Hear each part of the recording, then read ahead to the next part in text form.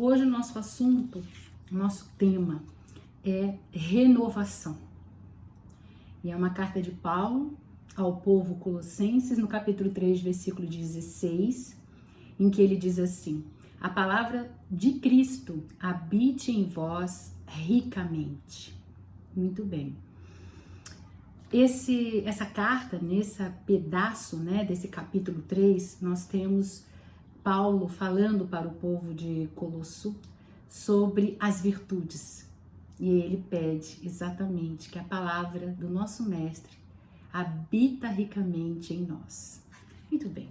Tem dias, que os céus parecem desabar. Há poucos dias aí nós tivemos mesmo, literalmente aqui em São Paulo, os céus desabando, E assim parece, é uma tribulação, E esse é um aspecto de vida no mundo de hoje, Muitas vezes nós encontramos atribulados, nos encontramos cegos de entendimento. E parece aí que um véu cobre as nossas mentes, aí como resultado o que nós temos? Fazemos erro de julgamento das coisas que estão à nossa volta. Parece que o nosso discernimento está meio tumultuado e aí o nosso coração fica turvo. E as nossas emoções, os nossos atos, são atos que atrapalham o fluir da nossa própria vida. E a gente sabe que a Terra está passando mesmo por esse momento, esse turbilhonamento de coisas. Parece que nós estamos vivendo como se estivéssemos dentro de uma obra, Sabe quando você está fazendo obra na sua casa e aí tá aquele monte de pedras, o cimento, aí tem uma madeira para você poder passar pelo meio, E tá tudo empoeirado, tudo sujo, e com plástico aqui, tapando acolá. As coisas estão todas complicadas, Tudo uma bagunça. Mas o arquiteto te mostra lá em 3D como a sua casa vai ficar depois que tudo terminar. E tem um prazo, E aí você aguenta aquela confusão toda porque você já visualiza na sua mente como aquilo vai ficar. E assim a Terra também está passando por esse momento de obra, de reforma, de renovação. Renova ação. Nós estamos também. O nosso planeta está passando esse momento aqui difícil, Mas todos nós estamos nesse processo juntos com o planeta. Mas nós precisamos separar a obra, a reforma externa da nossa mente, do nosso coração. Nós hoje estamos sendo convidados para que justamente a palavra do Cristo, como diz Paulo a Colossenses, habite em nós ricamente, de modo que nós consigamos alinhar os nossos pensamentos, que a confusão, a reforma esteja só do lado de fora, mas nós, na nossa mente, no nosso espírito, na nossa alma, no nosso coração, a gente esteja em equilíbrio, Você sabia que no ano de 1800, nós, no planeta Terra, contávamos 1 bilhão? Eu fui pesquisar. Em 1930, 2 bilhões. Em 1960, 3 bilhões. Em 1974, 4 bilhões. Em 1999, 6 bilhões. Em 2013, éramos 7 bilhões. E hoje, em 2023, estamos terminando este ano, Nós já contamos 8,4 bilhões, Estamos mesmo um pouco tumultuados, Como se a gente tivesse, um se debatendo, um dando encontrão no outro, Mas a nossa mente precisa estar vigiada, Para que a gente eduque o nosso pensamento e a gente alinhe, as nossas atitudes com o nosso Mestre Jesus, permitindo que ele nasça em nossos corações. O que acontece? Nós vamos aguçando a nossa sensibilidade, E aí a sua voz fica mais clara dentro da nossa mente, do nosso coração, mais precisa, E aí os valores que estão sendo apresentados para nós como novos, Não mais aninham-se no nosso coração, Cuidado. nos lugares que frequentamos, na mídia que nós abrimos aí no tablet, no computador, no celular. Cuidado com esses novos pensamentos, né? Que vão desviando o nosso olhar do nosso objetivo maior. Deixemos que Jesus invada o nosso coração, a nossa consciência, enriquecendo cada vez mais a nossa vida, da vida do nosso Pai Celestial. No livro Cristos, né, Miramês nos fala que todas as leis, toda a ciência, toda a filosofia, tudo está gravado no éter cósmico. E olha que ele diz, pasmem vocês, que cada um de nós recebemos uma cópia que está lá na nossa alma. Mas para a gente ter acesso a isso, nós precisamos ter a maturidade espiritual. Pois é. A maturidade é uma coisa simples da gente entender. Uma criança, um bebezinho de 9, 10 meses, ele se entretém lá com aquele chocalho durante meia hora, né? Agora pega uma criança de 12 anos com chocalho na mão, para ela não tem menor valor, ela não se entretém mais com aquilo que ela se entretinha quando ela estava na infância. E assim também nós, né? Nós, à medida que vamos fazendo essas reflexões, vamos buscando essa maturidade espiritual, a gente já não se entretém tanto com as coisas, né? Que na nossa infância espiritual a gente se entretinha. Outras coisas para a gente tem outros valores, não é verdade? E é isso, quando nós começamos a amadurecer espiritualmente, nós temos acesso a esse, sei lá, chip, a isso que está gravado, né? A essa cópia que está gravada de Deus em nossas almas. E é isso que faz a nossa vida fluir melhor. E Miramês diz assim: tudo podemos fazer naquele que nos fez, pois quem se integra à luz se confunde com ela. Pois é, à medida que nós vamos tendo acesso aos ensinamentos de Jesus, por isso que o convite é: deixa Jesus habitar ricamente dentro de você. Porque à medida que você vai experienciando o que ele experienciou, demonstrou de exemplo aqui conosco, nós vamos tendo acesso a isso, né? Acesso a todos os ensinamentos que o Pai gravou na nossa alma. Ele nos dá exemplo através da natureza, né? A gente percebe que a natureza morre, nasce. Basta você ver, né? No outono, eu acho lindo essa época no outono. Tem alguns países por aí afora que nós vemos as árvores nessa época de outono, está lá amarela, vermelha, laranja, lindas. A gente também consegue ver algumas árvores aqui no nosso país, né, no nosso continente, no hemisfério sul, mas lá é absolutamente lindo, né? E aí depois, daqui uns 3, 4 semanas, vocês, se tiverem nesse hemisfério norte, por exemplo, nós vamos ver que essas folhas caem no chão, faz um tapete lindo, e aí depois elas ficam, né, os galhos todos desnudos, vem a neve, e aí vem a primavera e tudo verde de novo, as flores, os frutos, e é um constante, né, nascer, morrer, a própria natureza nos ensinando. Quando nós nos sentirmos desgastados, desalentados, sabe aquela hora que a gente diz, é malhar em ferro frio, não vai dar certo, parece que a gente está extenuado, né? É nessa hora que a gente precisa reviver, é nessa hora que nós precisamos nos renovar, é nessa hora que nós precisamos nos soerguer com a tolerância, a perseverança, a boa vontade, o desejo de recomeçar, de ter novas ações na própria vida. E é isso. E aí tudo começa de novo. Lá no livro Fonte Viva, Emmanuel diz assim: sucedem-se os anos com matemática precisão, mas os dias são sempre novos. Nós temos 365 dias novinhos em folhas para nós renovarmos. Para nós renovarmos a nossa tolerância com aquele que é mais difícil, a paciência, a compreensão, o entendimento, né? o silêncio, o aguardar aquele momento, que nós sabemos que cada um tem o seu momento de frutificar. É nessa hora que nós precisamos, às vezes, gente, durante o mesmo dia, nós precisamos nos renovar várias vezes. Então, estamos todos aqui, nesse momento, refletindo juntos, né, com Cristo, para reformar a nossa maneira de ser.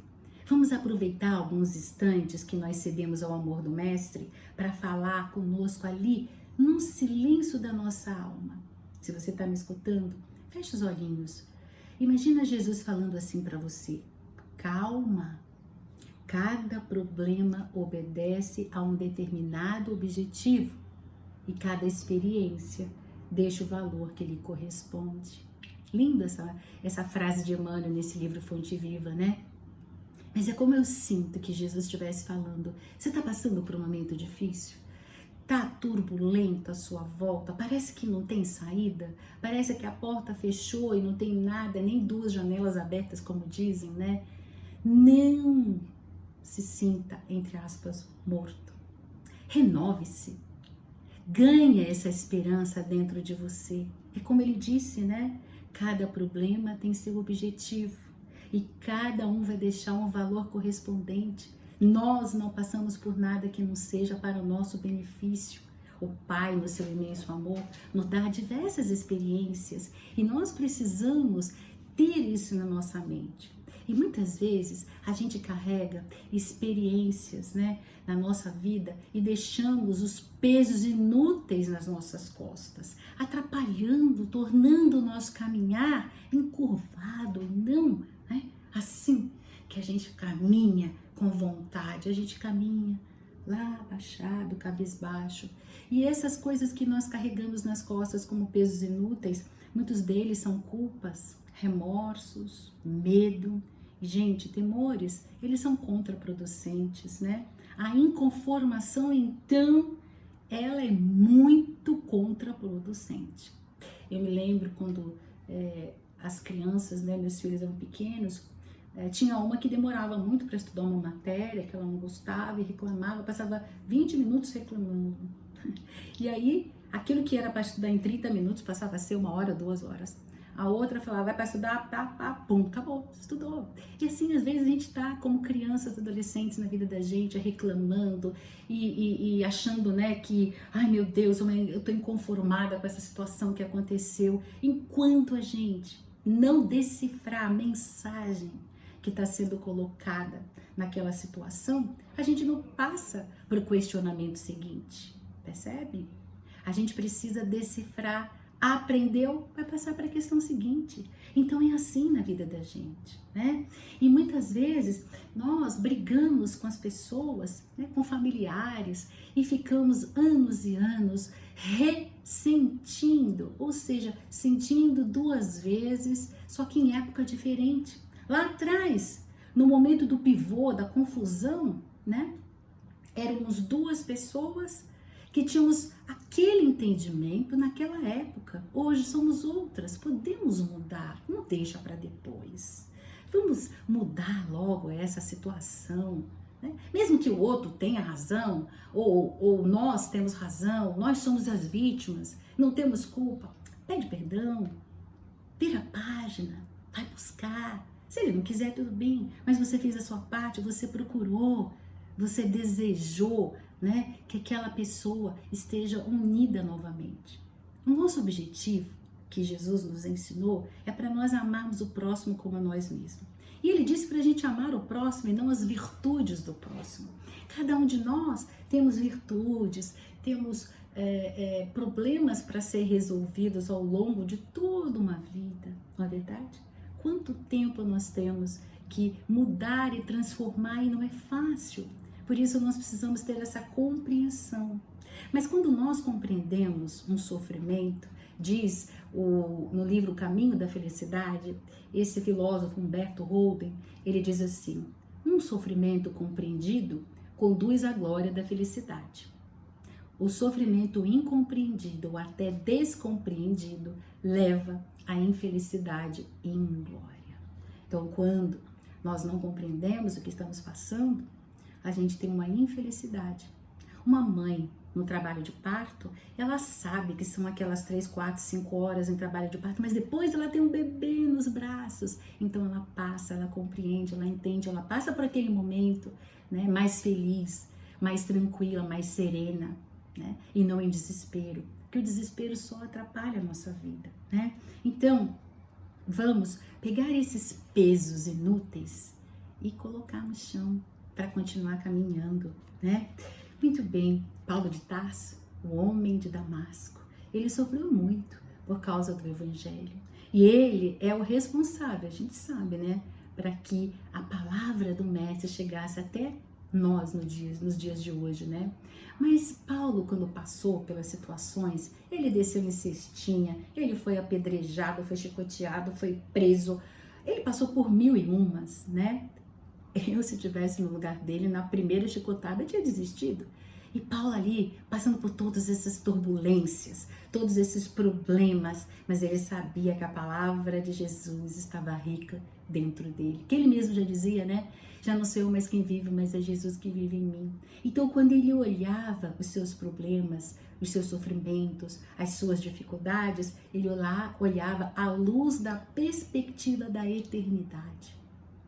Ele comparava aquilo como momentos em direção que seriam momentos tão insignificantes se comparado à glória da eternidade.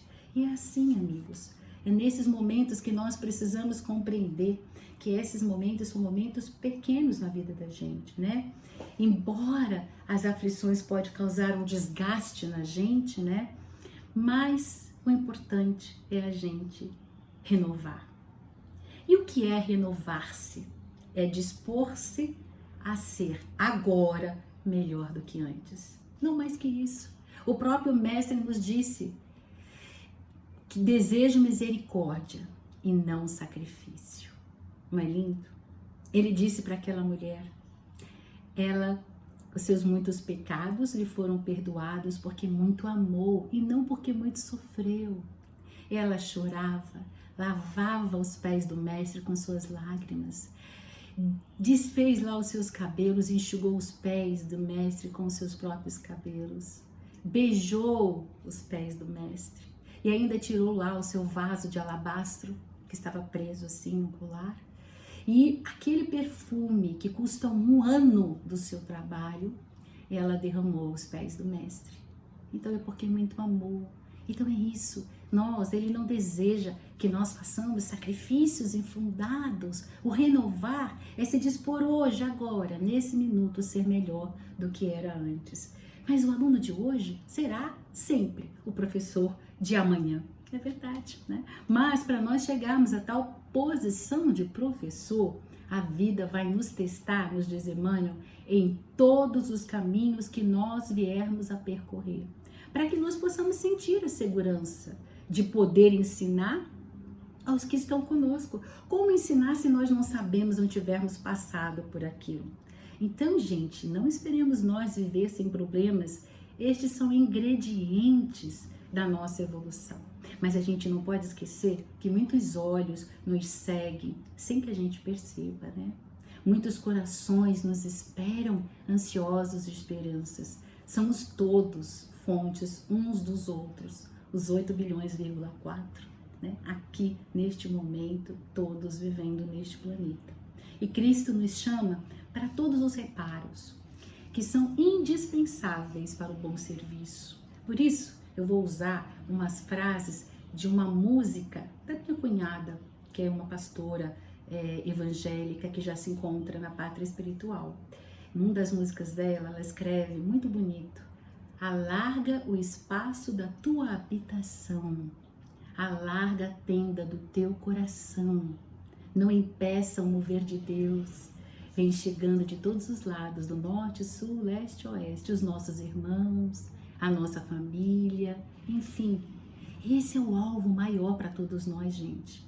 Nós cedermos ao amor do Pai Celestial. E só vamos conseguir isso se nós deixarmos habitar ricamente dentro da gente as palavras de Jesus. Isto é o avivamento.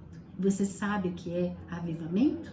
Avivamento é dar à vida aquilo que estava quase morto. Em alguns momentos na vida da gente, a gente precisa criar esse avivamento a nossos passos, ao redor dos nossos passos. E para a gente consolidar a palavra, os ensinamentos de Jesus, nós precisamos viver diversas experiências, né? Renovar várias vezes por dia a tolerância com aquele mais difícil, a paciência e a compreensão. Por isso, amigos, nós que já começamos a compreender que esse sofrimento, né, nos traz uma grande evolução e crescimento, isso não vai nos espantar, porque nós sabemos que não vamos sofrer um minuto a mais daquilo que não for, né, bom para nós mesmos. E por isso eu quero terminar com uma imagem de Jesus, né? É uma parábola. Jesus, certamente ali na cozinha da modesta casinha de Nazaré, ele observava sua mãe Maria preparando a massa de farinha para o pão do dia seguinte.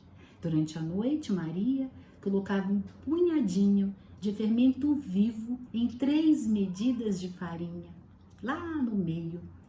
E o que aconteceu à noite? Levedou grande massa de farinha, fazendo-a crescer, crescer e crescer, até que toda a massa compacta se transformava numa massa levinha e porosa para o pão do dia seguinte. E então Jesus transformou essa parábola, deixando nas nossas mentes humanas um ensinamento oculto, né? E é isso, gente. E a palavra dessa mais importante é o fermento, porque o fermento, ele age silenciosamente, constantemente e de dentro para fora. E foi o que Jesus fez, né? Lançou à noite, nas trevas da ignorância, da massa da humanidade, o fermento do seu amor, que vem atuando silenciosamente, constantemente, de dentro para fora, sem pressa, até que todos nós estejamos levedados pelo seu amor. Então, renovemos-nos com a palavra do Mestre. Permitamos que este amor nos renove todos os dias. Abraços fraternos.